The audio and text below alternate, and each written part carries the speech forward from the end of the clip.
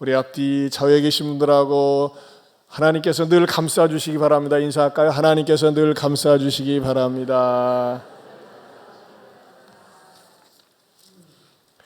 오늘은 사도행전 강의 242번째 됩니다. 나는 그리스도가 아니라 라는 제목으로 말씀을 준비했습니다. 지난 시간에 세례 요한의 영성에 대해서 말씀을 드렸죠.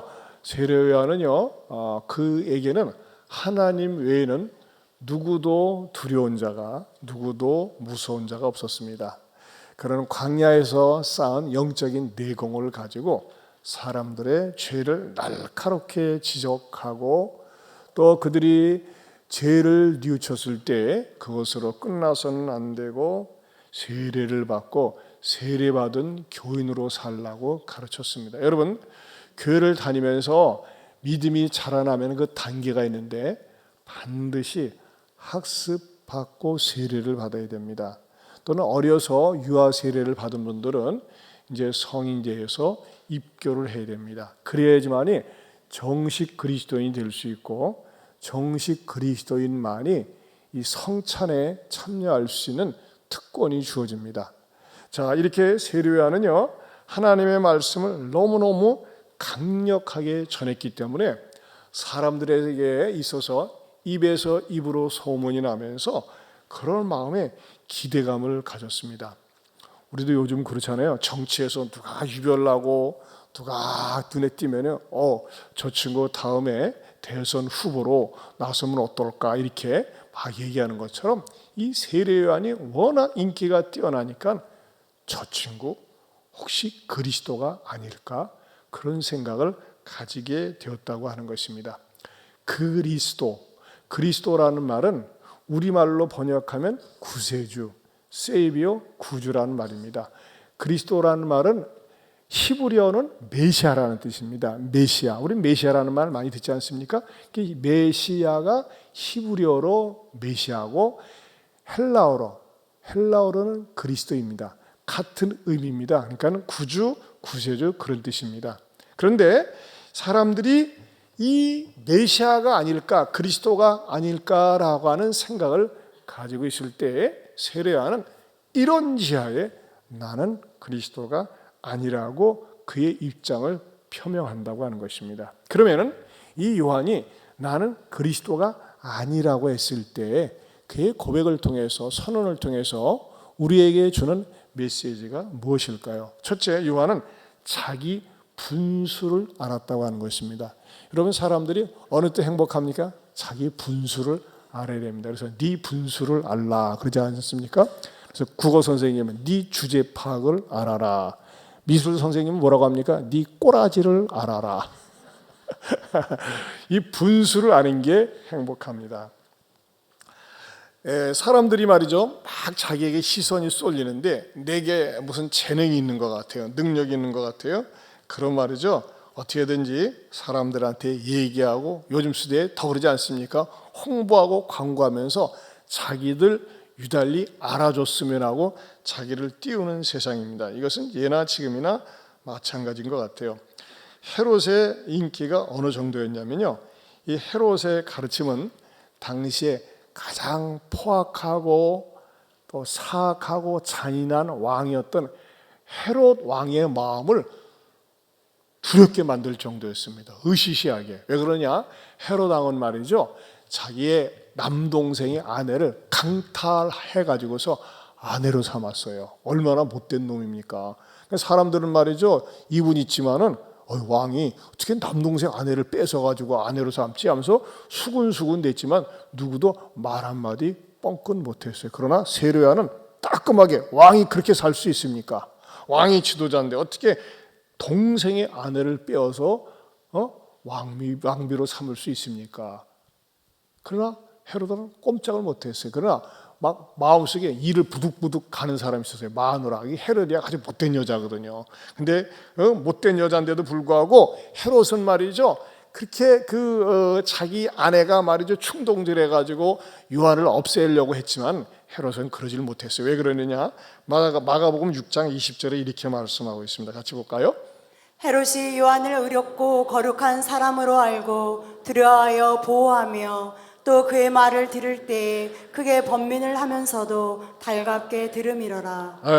요한의 말을 들을 때에 막 두려워가지고 번민을 하면서도 내가 이렇게 살면 안 되지 하면서 번민하면서도 어떻게 했어요? 달갑게 들을 정도로 이렇게 세례요한은 왕의 마음을 갖다가 두렵게 만들 수 있는 정말 대단한 존재였다고 하는 것입니다.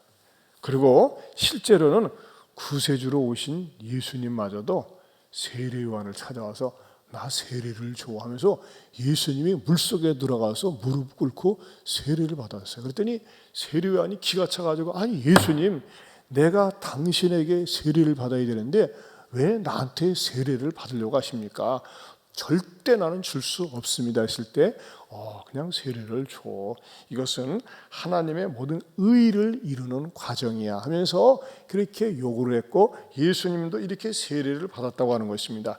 이 정도로 세례 요한의 이 영적인 영향력은 막강했었다고 하는 것이죠. 그러자 이 유대인들이 말이죠, 종교 지도자들을 모아가지고 안 되겠다, 분명히 저 요한이 그리스도 같다 하면서 말이죠, 이렇게 단체로 가가지고서 이렇게 질문을 하는데 그 내용이 뭐냐? 요한복음 1장 19절입니다. 같이 보겠습니다.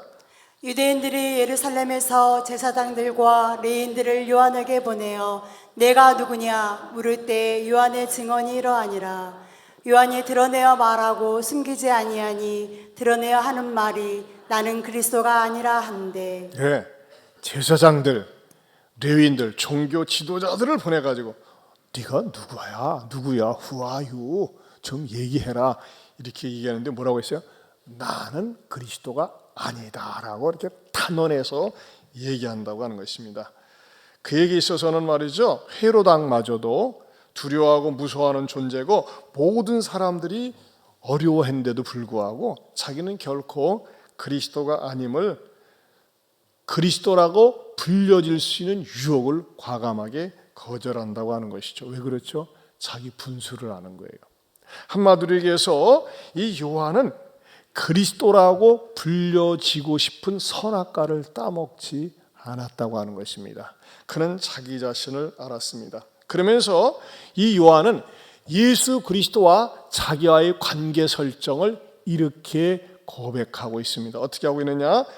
사도행전 13장 25절 현대인의 성경을 보겠습니다. 같이 봅니다. 그리고 요한은 자기 일을 다 마칠 무렵에 너희는 나를 누구로 생각하느냐? 나는 그리스도가 아니다. 내 뒤에 오시는 분이 계시는데 나는 그분의 신발끈을 풀어드릴 자격도 없다고 했습니다. 여러분, 사람이 오죽하면 나는 그분의 신발끈을 풀어드릴 만한 자격도 없습니다 얘기했을까요? 우리식으로 얘기하면 뭘까요? 나는 예수님 구두 닦을 자격도 없습니다 그 말입니다. 그 정도로 자기를 낮추고 겸손하게 얘기했습니다. 왜 그럴까요? 자기가 아무리 인기가 있고 능력 있는 사람이라고 해도 자기는 결코 그리스도가 구세주가 아니라고 하는 것을 분명하게 밝혔습니다. 왜요? 그는 그리스도가 아니기 때문입니다. 그러나 여러분, 자고로 역사를 살펴보면 자기가 좀 유능한 것 같고 잘난 것 같으면요, 자꾸 그리스도, 구세주, 메시아임을 드러내고 싶은 악한 속성이 사람들에게 있음을 보게 됩니다. 최근에 넷플릭스에서 정명석이와 여러 JMS 신의 신부들 5대양 이렇게 나는 신이다라고 하는 그 드라마가 막 굉장한 인기를 끌지 않았습니까? 그런데 이 18부작으로 된 넷플릭스 다큐멘터리 시리즈 작품을 연출한 그 PD가 조성현 씨인데, 조성현 씨가 이 다큐멘터리를 공개하기에 앞서서 자기가 조사를 해봤대요. 현재 2023년도 자기를 메시아, 그리스도라고 주장하는 사람이 대한민국에 100명이 넘는답니다. 자, 쓸데없는 작것들이죠. 세상에, 우리 한국 사람들은요, 그렇게 뭔가 좀 유달르고 뭔가 대단하면요, 내가 그리스도야, 내가 신이야, 그런 걸 좋아해요. 여러분, 우리의 삶 가운데, 우리의 문화 속에 그리스도라고 하는 거, 메시아라고 하는 것이 은연중에 깔려 있어요. 드라마 제목도 나는 신이다 있지 않습니까? 미모의 신, 공부의 신, 타짜의 신, 경제의 신, 심지어는 이것은 신의 한 수야, 그런 말까지 쓰지 않습니까? 얼마나 우리 사회가 자기가 메시아라고 하는 걸, 그리스도라고 하는 것을 은연중에 공공연하게 밝히길 좋아한다고 하는 것입니다. 다른 사람들만 그럴까요? 우리의 내면 속에도 내 내부에도 내가 그리스도야, 내가 구원자야 라고 하는 것이 깔려있는 경우를 종종 봅니다. 뭘 보면 알 수 있을까요? 무엇이 그렇게 증명해 줄까요? 이런 사람입니다. 나는 예수 그리스도가 필요 없어. 나는 다른 사람을 통해서 구원 받을 필요가 없어. 나 스스로가 나를 구원할 수 있어. 이런 사람이 바로 메시아 증후군, 자기 스스로가 그리스도임을 드러내는 그런 죄악된 선악과를 따먹는 속성이라고 하는 것입니다. 그런 의미에서 사랑하는 성도 여러분, 저와 여러분들이 우리는 무슨 일이 있어도 어떤 일이 있어도 나는 그리스도가 아닙니다. 주제 파악할 수 있기를 축원합니다. 그거 보게요. 대답 안 하는 사람들은 아닌데 나는 그리스도인데 그러는 거 아니겠어요? 아니에요. 따라서 합시다. 나는 그리스도가 아닙니다. 여러분 말씀드렸죠. 그리스도는 다른 말로 하면 메시아, 구세주, 구주 그런 뜻이라고 했어요. 그렇다면요, 그리스도가 누가 될 수 있을까요?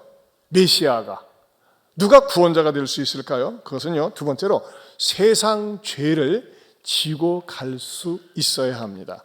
세상 죄, 세상에 널려 있는 것이 죄입니다. 죄. 이 세상에 가득 차 있는 게 죄예요. 그래서 요한복음 1장 29절에 요한은요, 예수님께서 자기에게 오는 것을 보고 막 이렇게 큰 소리를 쳤어요. 뭐라고요? 한번 같이 읽어볼까요? 같이 봅니다. 이튿날 요한이 예수께서 자기에게 나오심을 보고 이르되 보라, 세상 죄를 지고 가는 하나님의 어린 양이로다. 뭐라고 그랬어요? 보라! 영어 성경이 이렇게 있어요. 보울드 보라! 그 뭐에 사람들의 시선을 확 끄는 겁니다. 그러면서 뭐라고 하고 있어요?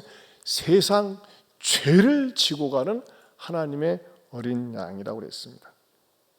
여러분, 인류 역사상 어떠한 교주도 세상 죄를 지고 가겠다고 등장한 사람이 없었습니다. 우리는 죄라고 하면요, 기껏해야 내 죄예요, 내 죄. 내가 마음으로 지은 죄, 생각으로 지은 죄, 말로 지은 죄, 그렇죠? 폭력을 저지른 죄. 또 죄가 생각나면 남편의 죄, 가족의 죄, 부모의 죄, 요 정도의 죄의 수준밖에는 우리가 생각나지 않고 그 정도의 죄밖에는 또 없다고도 생각을 합니다. 그런데 세례요한은 뭐라고 얘기하고 있느냐? 예수는 세상 죄를 지고 가는 하나님의 어린 양이라고 그랬습니다. 이것은요, 대단한 영적인 인사이트, 통찰력이라고 하는 것입니다. 우리가 기독교에서 얘기할 적에 죄는 헬라어로 하말티아라고 합니다. 그 말은 뭐냐면 하나님의 표준에 어긋났다, 하나님이 원하시는 표준이 있는데 거기에 맞지 않는다라는 뜻이 신학적인 의미입니다. 그런데 이것을요, 동양사적으로, 동양학적인 측면에서 제가 한번 한문 문화권 속에서 한번 연구를 해봤어요. 여러분, 죄가 무엇입니까? 한문으로 죄란 무엇입니까? 죄란 무엇인가? 넉사자 위에 안일비가 밑에 붙어 있습니다. 그렇죠? 자, 이 죄 한문 모르는 분 없죠? 분명히 넉사자의 안일비입니다. 근데 여러분, 옛날 성현들이 죄라는 용어를 만들 때 어쩌면 이렇게 영적인 수준이 있게 만들었는지, 이 통찰력에 대해서 제가 감탄하지 않을 수가 없어요. 자, 보세요. 제가 풀어드릴게요. 넉사자의 안일비다 그랬어요. 넉사자가 뭐가 넉사자냐? 여러분 보세요. 먼저는요, 동서남북 사방을 가리지 않고 인간이 사는 모든 곳에는 죄가 깔려 있다는 겁니다. 그렇죠? 동서남북 사방 천지를 다 찾아보면요, 원신이건 또 지성인이건 문화인이건 전 세계 어딜 가도 죄가 없는 것이 없다고 하는 것입니다. 그렇죠? 두 번째로는요, 추나 추동 사계절을 가리지 않고 드나든 것이 죄입니다. 봄에는 봄 기운을 쫓아서 죄가 나타나고, 여름에는 여름이라고 죄가 있고, 가을이면 가을이라고, 겨울이면 겨울이라고, 이 죄라고 하는 것은 말이죠, 어디 도망가거나 숨지 않고 계절을 가리지 않고 항상 죄는 발생한다고 하는 것입니다. 세 번째는요, 남녀노소 가리지 않고 죄를 짓습니다. 어린이건 애들이건 다 모든 인간은 말이죠, 죄를 짓습니다. 여러분, 인간이라고 하는 존재는요, 움직일 수 있는 힘만 있으면 죄를 짓습니다. 주둥아리가 입을 열어서 움직일 수 있는 힘만 있으면 죄를 짓고, 몸뚱아리가 움직일 수 있는 힘만 있으면요, 그 죄 지을 수 있는 여건을 마련하면 얼마든지 죄를 짓는 것이 인간이라고 하는 것입니다. 또 하나는요, 지위 고하를 막론하고 죄를 짓습니다. 높은 지위에 있는 사람은요, 아주 지능적으로 머리를 써서 죄를 짓고, 머리가 나쁜 사람은요, 머리가 나쁜 대로 죄를 짓습니다. 자, 이거 보세요. 죄라는 게 무슨 뜻이라고 그랬어요? 넉사자의 안일 비자인데, 동서남북 추나추동 남녀노소 지위 고하를 막론하고 죄를 짓고 죄가 만연하다고 하는 것입니다. 어떻게 조금 이해가 되십니까? 그렇죠? 이 죄라는 속성이 그렇습니다. 그런데 문제는 뭐냐? 이렇게 인간에게 퍼져 있는 이 죄의 문제를 누구도 책임지겠다는 사람도 없었고, 또 책임질 수 있는 존재도 없었다고 하는 것입니다. 왜 그러냐? 모든 사람이 죄 가운데 태어나서 죄 가운데 살다가 죄 가운데 죽을 수밖에 없는 운명에 처해져 있기 때문입니다. 그 죄 가운데 가장 큰 죄는 무슨 죄일까요? 하나님을 믿지 않고 하나님을 떠나 산 죄를 말합니다. 사실 우리 주변에는요, 저 사람 참 훌륭하다 싶을 정도로 훌륭한 사람들이 있습니다. 위대한 사람들이 있습니다. 탁월한 사람들이 있습니다. 또 존경하고픈 사람들도 있습니다. 또 나라를 위해서 희생한 그런 영웅들도 있습니다. 그러나 단 한 명도, 어떠한 사람도 나의 죄, 모든 사람의 죄를 위해서 대신 짊어지고 내 죄를 맡아줄 사람은 단 한 명도 없습니다. 왜 그런 줄 아세요? 이 땅에 진정한 의인이 없기 때문입니다. 이것을 성경에서는 아주 명백하게 가르쳐 주는데, 로마서 3장 10절에서 12절을 보겠습니다. 같이 보겠습니다. 기록된 바 의인은 없나니 하나도 없으며 깨닫는 자도 없고 하나님을 찾는 자도 없고 다 치우쳐 함께 무익하게 되고 선을 행하는 자는 없나니 하나도 없도다. 네, 성경에서는요, 의인은 없나니 하나도 없다 그랬어요. 이 의인이 없다고 하는 증거가 모든 사람들이 죽을 수밖에 없는 운명에 처해져 있음을 제가 누누이 말씀드렸습니다. 그래서 인간들의 세계는요, 어둠과 공포와 두려움 속에서 살 수밖에 없습니다. 이 죄인을 구원하기 위해서는요, 특단의 조치가 필요한데, 그것은 죄와 전혀 상관이 없는 사람, 죄를 알지 못하는 인물이 이 땅에 와서 죄를 해결해 줄 수 있습니다. 그분이 누굴까요? 바로 하나님께서 하나님의 아들 처녀의 몸으로 잉태해서 이 땅에 오신 예수 그리스도, 예수님밖에 없다고 하는 것입니다. 그런데 예수님을 이 땅에 우리에게 보내주셨는데 어떤 모습으로, 무엇으로 보내주셨을까요? 오늘 그 부분을 말씀드리고 싶은 겁니다. 그리스도를 무엇으로 보내주셨느냐? 세 번째로는요, 하나님의 어린 양으로 보내주셨다는 겁니다. 한번 따라서 하실까요? 하나님의 어린 양으로 보내주셨습니다. 요한은요, 예수님에 대해서 이 땅에 어떤 목적으로 오셨는지를 정확하게 꿰뚫고 있었습니다. 알고 있었습니다. 그래서 예수님을 보자 아주 그냥 정곡을 찌르는 메시지를 예수님을 향해서 공개적으로 이렇게 선포를 했습니다. 어떻게 선포를 했느냐? 요한복음 1장 29절을 보겠습니다. 같이 봅니다. 이튿날 요한이 예수께서 자기에게 나오심을 보고 이르되 보라, 세상 죄를 지고 가는 하나님의 어린 양이로다. 제가 방금은 어디에 초점을 뒀었어요? 세상 죄가 무엇인지를 말씀을 드렸죠. 지금은 하나님의 어린 양이라는 데 초점을 두고 말씀을 드리고 싶습니다. 사람들에게 얘기했어요. 보라! 세상 죄를 지고 가는 하나님의 어린 양이로다. 이렇게 막 큰 소리를 쳤거든요. 보세요! 하나님의 어린 양이에요. 그런데 사람들은 안 놀랐어요. 여전히 주무시고 계시는 분이 계세요. 만약에 이랬으면 놀랐을 거예요. 보라! 세상을 뒤엎을 하나님의 사자다. 하나님의 라이온이다. 세상을 흔들 수 있는 하나님의 독수리 같은 사람이다 하면 놀랐을 거예요. 보라, 세상 죄를 지고 하는 하나님의 어린 양이다 했을 적에 사람들은 별로 충격을 받지 않았어요. 왜 그러느냐? 여러분, 어린 양이라고 하는 존재는요, 제가 말씀드렸죠. 어린 양은 자기 스스로가 할 수 있는 게 아무것도 없는 너무너무 미약한 존재가 어린 양이에요. 근데 이스라엘 백성들의 마음속에는요, 메시아 그리스도에 대한 대망 사상을 어떻게 갖고 있느냐? 권력 있고 힘 있고 그의 말 한마디면 잘못된 원수를 싹쓸이할 수 있는 그러한 대단한 파워풀한 권력자로 연상을 했는데, 예수님을 향해서 어린 양이라고 하니까 별로 이렇게 감흥이 없었던 거예요. 그러나 여러분, 이 어린 양이라고 하는 말 속에는 너무너무 심오한 의미가 담겨져 있습니다. 어린 양은 말이죠, 헬라어로 암노스라고 합니다. 암노스. 자, 그 뜻이 있어요. 무슨 뜻이 있습니까? 같이 읽어볼까요? 시작. 강하고 전능하신 하나님께서 가장 약한 자로 이 땅에 오셨음. 네. 자, 전능하고 강하신 하나님이 가장 약한 자로 이 땅에 오셨음을 보여주는 전형적인 모습이 바로 어린 양 암노스라고 하는 것입니다. 이것이 기독교의 굉장히 역설적인 진리라고 합니다. 너무나 역설적인 진리예요.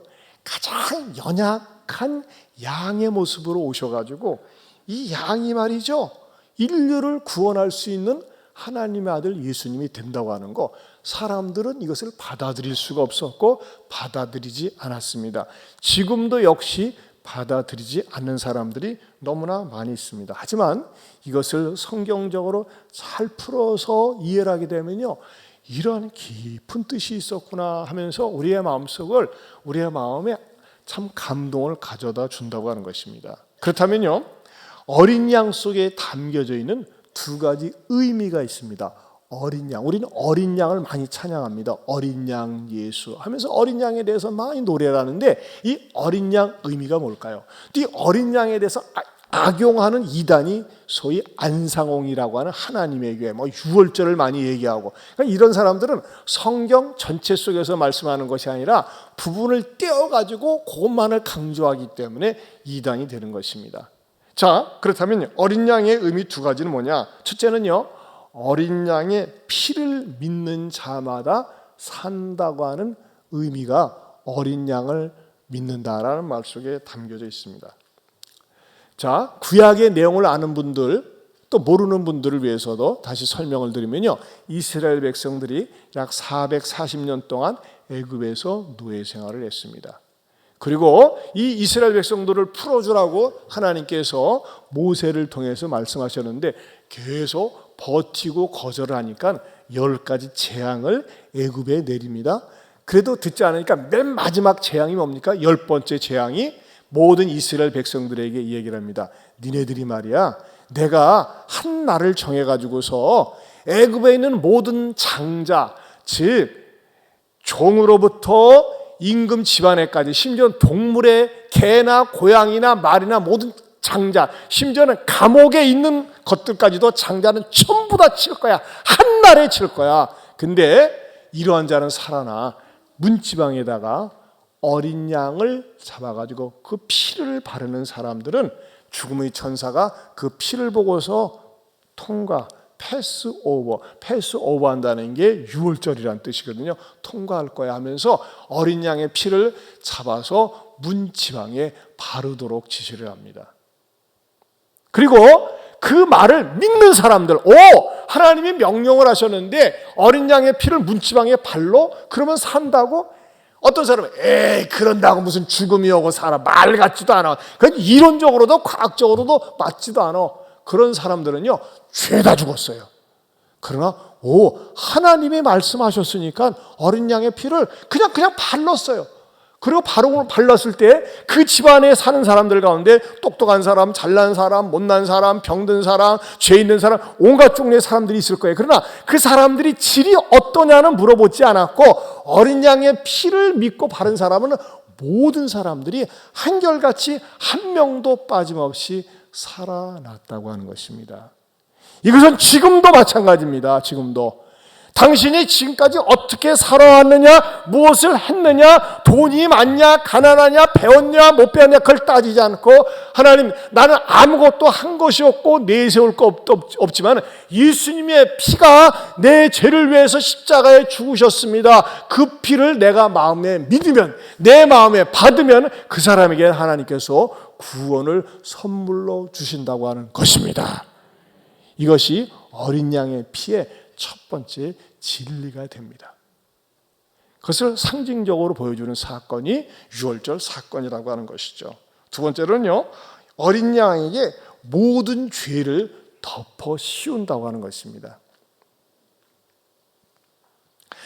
성경 구약시대 때는 1년에 한 차례씩 이스라엘 백성들이 단체적으로 집단적으로 죄를 짓는 경우가 있었어요. 그래서 살면서 죄를 짓지 않습니까?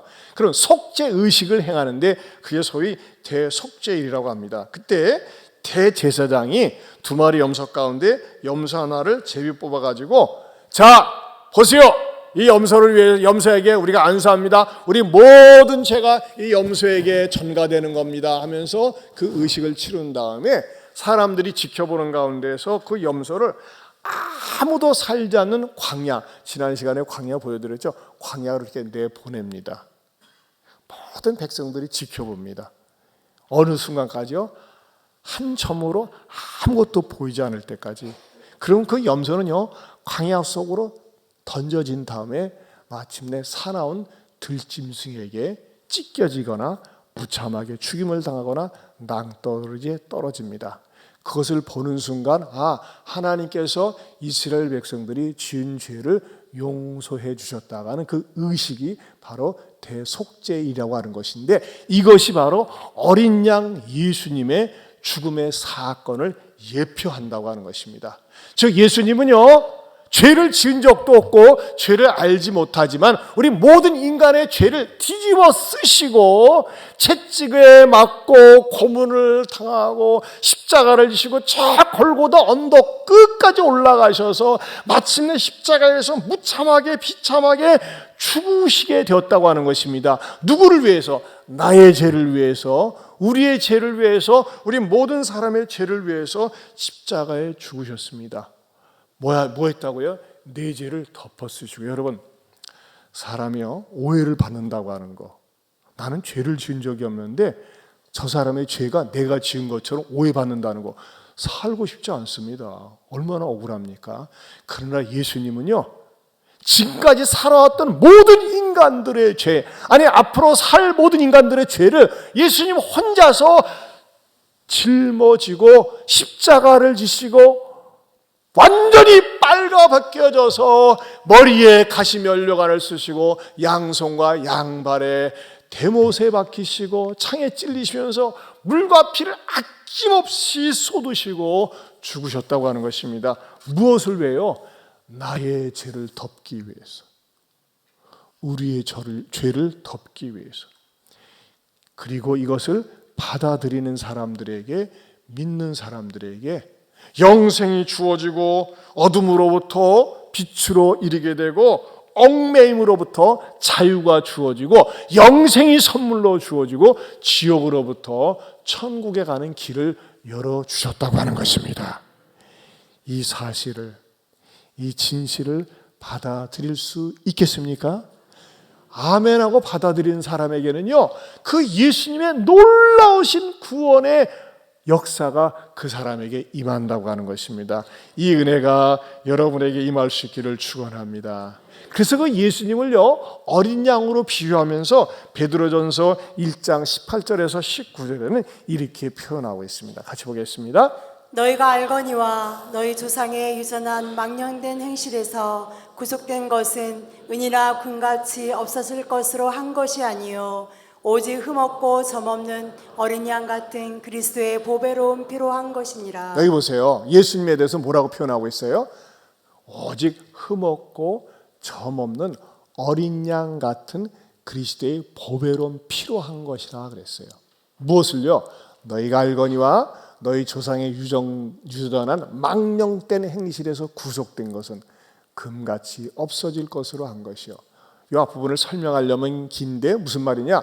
어쨌든 우리가 구속된 것은 죄로부터 구원받은 것은 오직 흠없고 점없는 어린 양 같은 그리스도의 보배로운 피로 한 것이니라 라고 말씀하고 있습니다.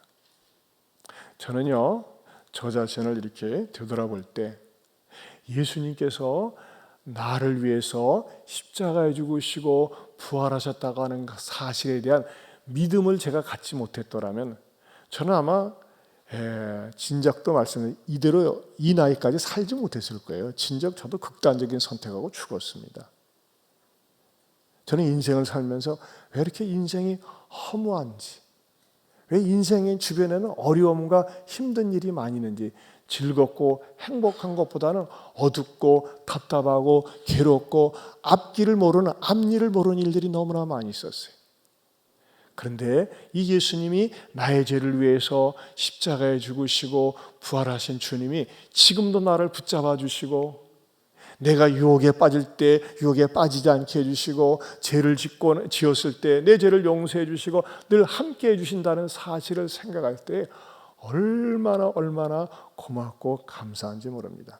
특별히 오늘은 여러분들의 메시지를 들으면서 하나님께서 우리들에게 이런 마음을 주셨으면 좋겠어요. 내가 무엇에 대한 위로와 감사 이전에 나 같은 것을 위해서 고난당하시고 고통당하시고 조롱과 멸시를 당하셨던 그 예수님을 여러분의 마음속에 담아놓고 찬양을 하면서 이 성찬에 임할 때에 예수 그리스도의 영이 여러분의 마음속에 계시면서 은혜와 평강과 감격을 주실 줄로 믿습니다. 이 성찬에 참여하는 의미가 그거예요. 학습받고 세례받은 사람들이 우리가 이론적으로만 말로만 이것을 느끼는 것이 아니라 성찬 예식을 통해서 온 몸으로 전 인격으로 예수님께서 주신 떡을 먹으면서 예수님이 그랬어요. 이 떡은 너희를 위한 내 몸이라고 그랬어요. 포도주를 먹으면서는 뭐예요? 예수님의 피라고 그랬어요. 그래서 온몸으로 체험하고 체득하는 사건이 바로 성찬 예식이라고 하는 것입니다.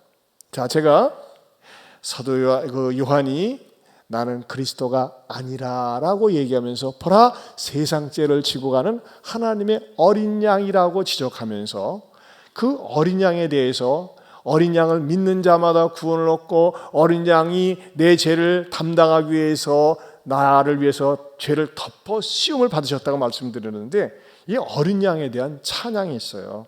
이 찬양을 보면요 얼마나 우리의 마음을 갖다가 아프게 하면서 감격을 주는지 모릅니다. 우리 한번 이 찬양 같이 불렀으면 좋겠습니다. 어린 양 예수 내 죄를 담당하사 원수들이 채찍에 온몸 찢기셨네. 괴로움과 슬픔 홀로 담당하사 아버지의 노여움 날 위에 받으셨네. 아프고도 쓰린 눈물 홀로 흘린 주님이여 주님 죽인 우리 죄를 용서하여 주옵소서. 주님의 보혈을 노래하는 찬양입니다.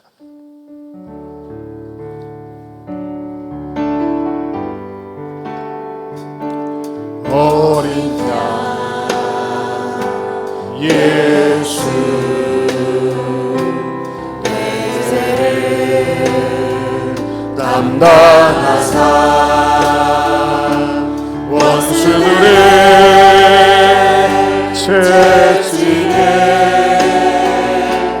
온몸 찢기셨네.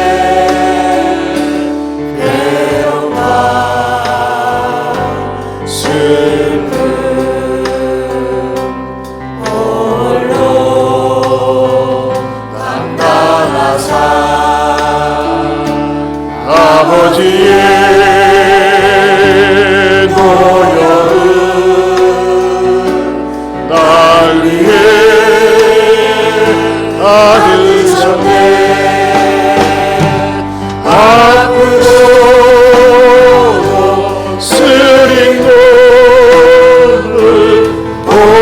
흘린 주님이여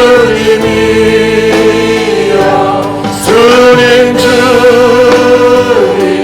우리 죄를 용서하여 주옵소서. 어린 양 예수 거룩한 2절입니다. 2절 하늘문이 열리고 생명 드셨네. 번영과 조롱 참고 견디심을 나를 위해 십자가 대신 주심이라. 아프고도 쓰인 눈물 홀로 흘린 주님이여 주님 우리 죄를 용서하여 주옵소서. 3절 어린 양 예수 어린 양 예수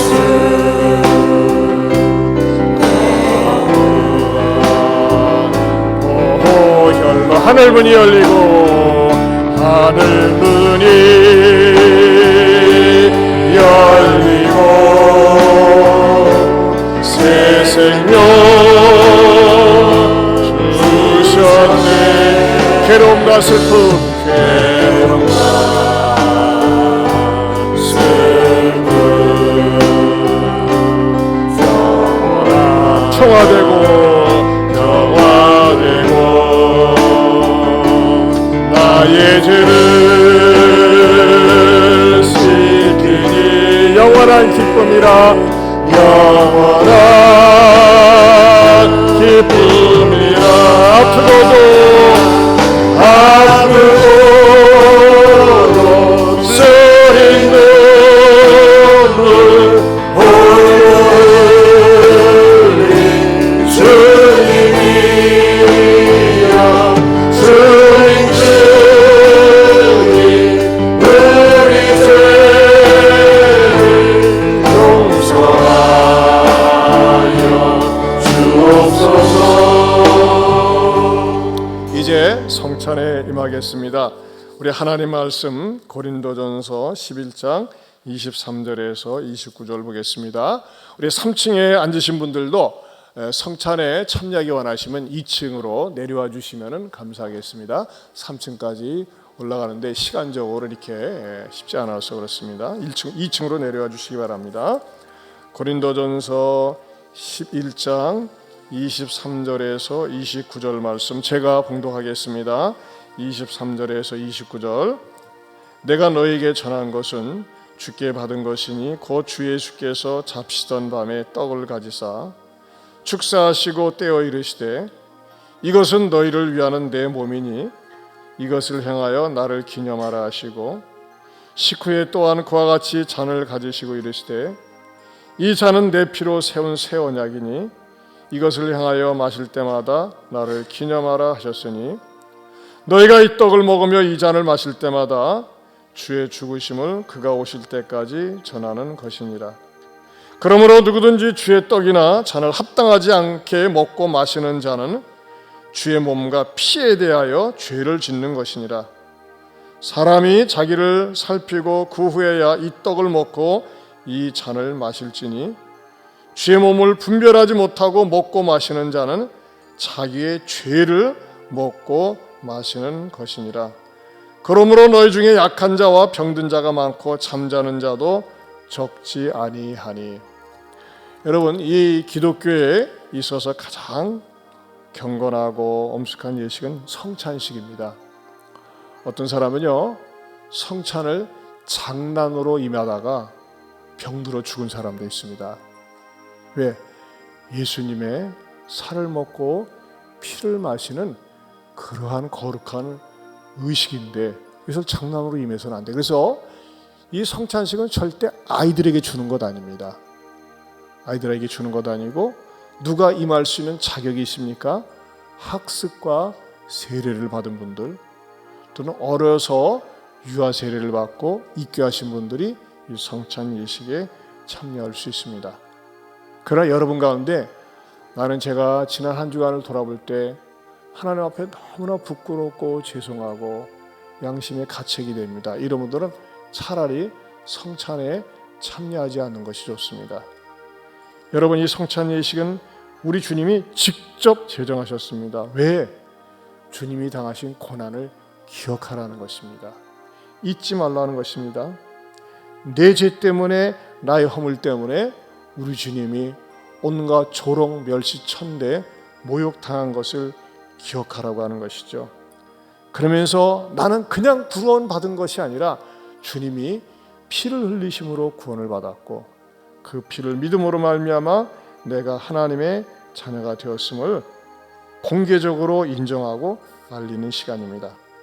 이제 우리 성찬위원들 나오셔서 준비해 주시기 바랍니다. 예수님께서 잡히시기 전날 제자들과 함께 맘찬을 잡수시면서 이렇게 떡을 드셨습니다.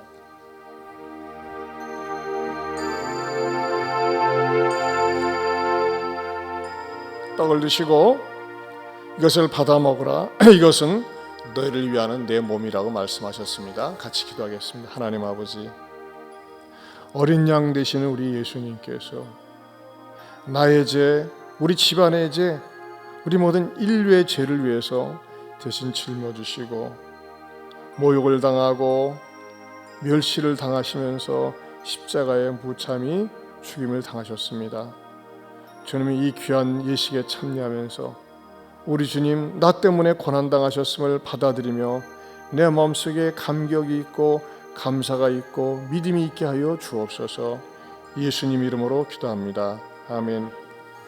떡을 드시고 떼어서 나눠주신 것처럼 우리 성찬위원들이 여러분에게 나눠줄 때 입에다 놓고 조용히 묵상을 하시면서 어린 양 예수님, 제가 여러분에게 전해드린 말씀을 묵상하시면서 임하면 되겠습니다.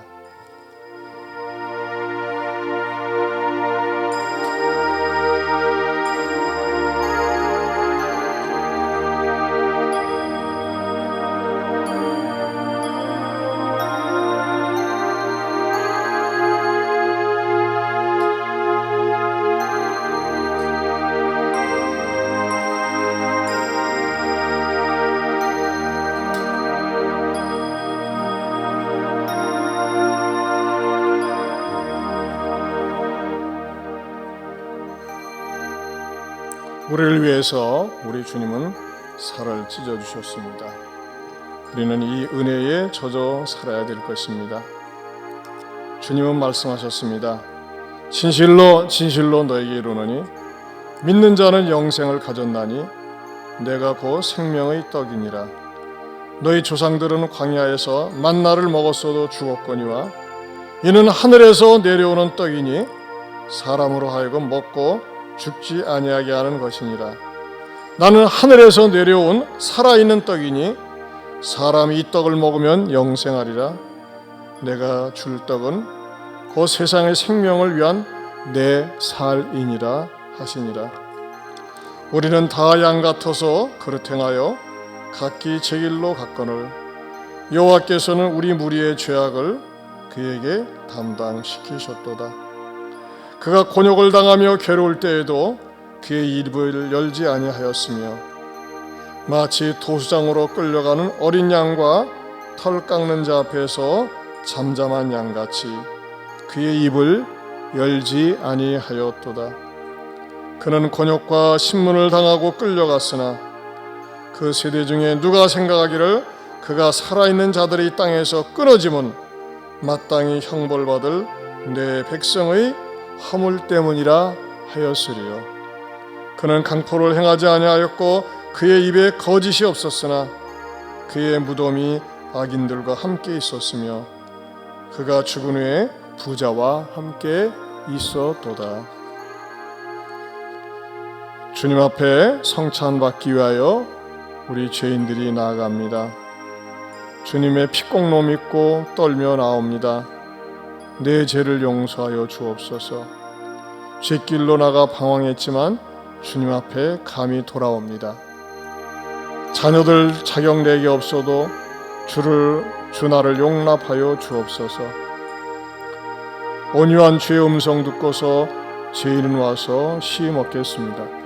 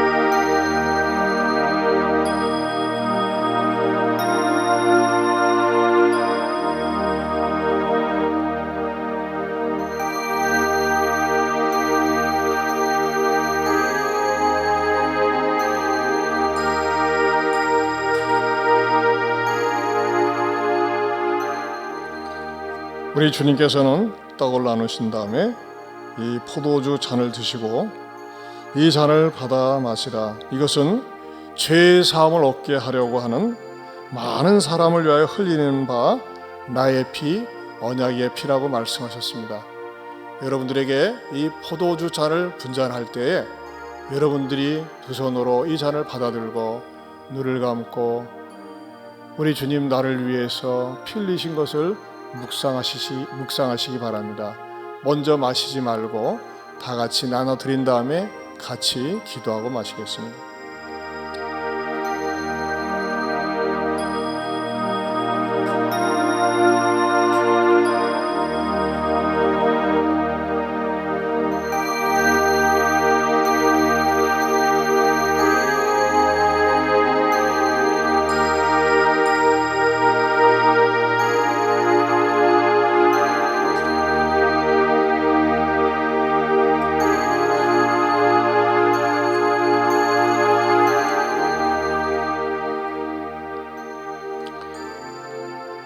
우리 주님께서는 이 포도주 잔에 대해서 말씀하고 계십니다. 이것은 죄사함을 얻게 하려고 많은 사람을 위하여 흘리는 바 나의 피 곧 언약의 피니라.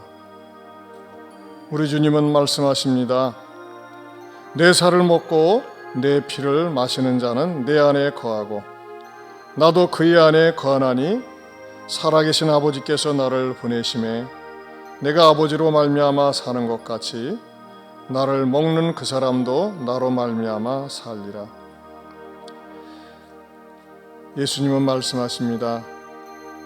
인자의 살을 먹지 아니하고 인자의 피를 마시지 아니하면 너희 속에 생명이 없느니라. 내 살을 먹고 내 피를 마시는 자는 영생을 가졌고 마지막 날에 내가 그를 다시 살리리니 내 살은 참된 양식이요 내 피는 참된 음료로다. 주여, 성찬에 참여하면서 나를 살피기 원합니다. 육신이 연약하여 지은 죄를 용서하여 주옵소서. 하나님에 대해서 순간순간 불순종하면서 산 죄를 용서하여 주시고 교회 공동체 속에 살면서도 서로 미워하면서 산 것을 용서하여 주시고 그리스도인으로서 덕스럽지 못한 말을 한 것을 용서하여 주시고 직장에서 동료들을 용납하지 못한 것을 용서하여 주시고 부부간에 서로 용납하지 못한 것을 용서해 주시고 가정에서 부모에게 불효하며 마음 아프게 한 것을 용서하여 주시고 자녀에게 함부로 말한 것을 용서하여 주옵소서. 물질이 세상이 전부인 것처럼 물질에 매여 살고 세상 중심으로 산 것을 용서하여 주옵소서. 똑같은 죄를 반복하지 않고 회개의 열매를 맺을 수 있도록 성령님 역사하여 주옵소서. 혹시 떡을 받으시고 잔을 받지 못하신 분 계시면 손을 들어서 의사 표시를 해주시기 바랍니다.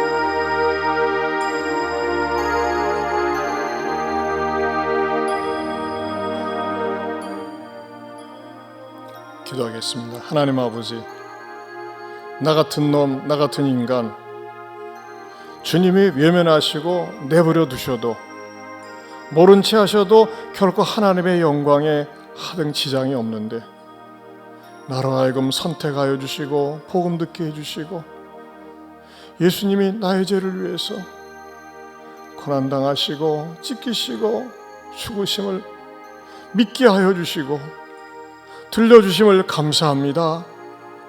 주님, 그러나 우리 예수님의 죽음은 헛된 죽음이 아니라 이 세상에서 가장 가치 있는 죽음이요, 우리들에게 영생을 주시는 죽음이요 고난이었습니다. 주여, 이 귀한 잔을 마실 때에 더욱더 주님 사랑하는 마음, 어린 양 예수님을 존귀하게 여기는 마음으로 살게 하여 주시옵소서. 예수님 이름으로 기도하옵나이다.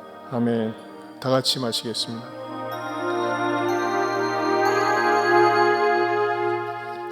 예수님께서는 겟셋마네 동산에서 찬양을 하고 십자가를 향해서 당당히 나가셨습니다. 우리 주님을 찬양하는 그 찬양 3절로 어린 양 예수 거룩한 보혈로 하늘문 열리고 새 생명 주셨네 찬양하고 축도하고 마치겠습니다.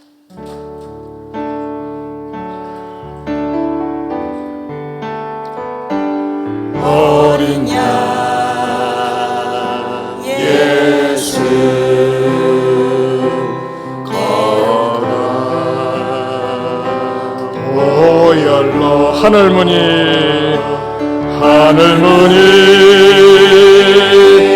열리고 새 생명 주셨네.